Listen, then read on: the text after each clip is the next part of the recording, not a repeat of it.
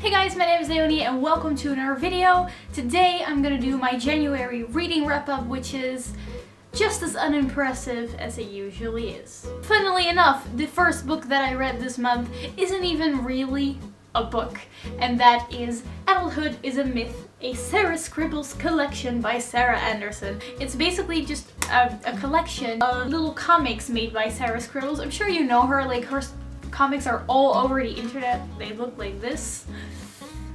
I absolutely love all of her comics. They're always so relatable. So this was really fun. I read this in, I think I finished this within an hour or something because you fly through it. It's not that much. There are about 100 comics in this. As expected, this book didn't have any new comics. I pretty much already recognized every single comic that I read from the internet. And yes, you can in fact see all of the content of this book just on her Tumblr for free. I'm still happy that I got this because now I can, you know, when I'm bored I can just like pull this out of my bookshelf and just take a look at it. And I just really wanted to support the artist. So this was fun to read, but it didn't really have anything new or anything that I could not also find on the internet.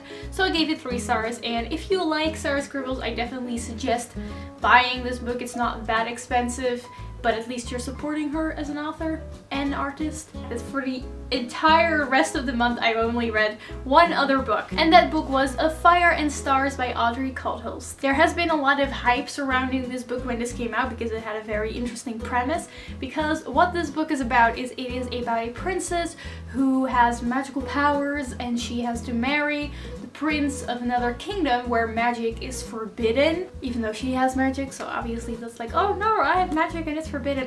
That's not the most original part of the premise, obviously. But then when she comes to the other kingdom, she accidentally falls in love with the prince, his sister. I was really excited to read this because I had actually never I've never actually heard about a fantasy that included a female-female relationship, so I thought it was very great that this book actually had that. So I was very excited going into this, and I ended up being very disappointed.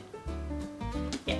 So this is a fantasy book, but there's definitely a lot of focus on the romance, which I knew when going into this book, but even when you're writing a romance novel, you need to have a good, solid plot to sustain your romance. I really did not care about the plot at all. It is really fast-paced. From the moment I started reading, things are happening, people are getting killed, there's action, there's a war going on, but I just didn't care enough because we never get to see anything of the kingdom that our main character comes from, so I also didn't really care about the fact that she was leaving. We also barely get to know anything about this new kingdom that she's going to, apart from the fact that magic is forbidden. And I really would have liked to get a little more cultural information and details about this country and just slowly getting to know the new environment.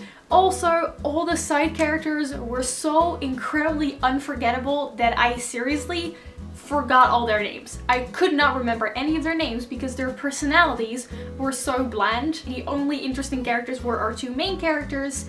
What were their names? See, that's what I mean. I forgot their names. Our main characters, Denna and Mare, our 2 love interests. They are interesting characters, especially Mare, who is the prince's sister. I really liked her character. She had flaws, she had strong points, she was an interesting character to read about, she had a history. Then we have Denna, who is more of your typical YA main character that's just like quiet and smart, and she was a well-rounded character, but also one that I had already seen 1,000 times before. But all the other characters, even the prince that Denna is supposed to marry, has absolutely no personality. I cannot tell you anything about them. I don't know anything. So because I didn't really care about both of the kingdoms or about the characters that were living in it, I also really didn't care about this war that was happening between them. The romance itself was very well done, and that was definitely the reason that I kept reading. I totally shipped Denna and Mare. They have a very slow burning, naturally building up romance that I really liked. I do have to say that towards the end it did turn a little bit too much into one of those I've loved you forever and I will die for you kind of romances that I personally don't like seeing in a first book or a standalone, because I think it's just a little too much too soon. But overall, the romance was well done and it was what kept me reading. But this book just really lacked a solid plot to sustain it, and it really lacked world building, interesting characters, and just overall... What's that, fireworks? It's February. It's halfway into February. Okay, let's hope that was fireworks and not some kind of gunshot. What was I saying?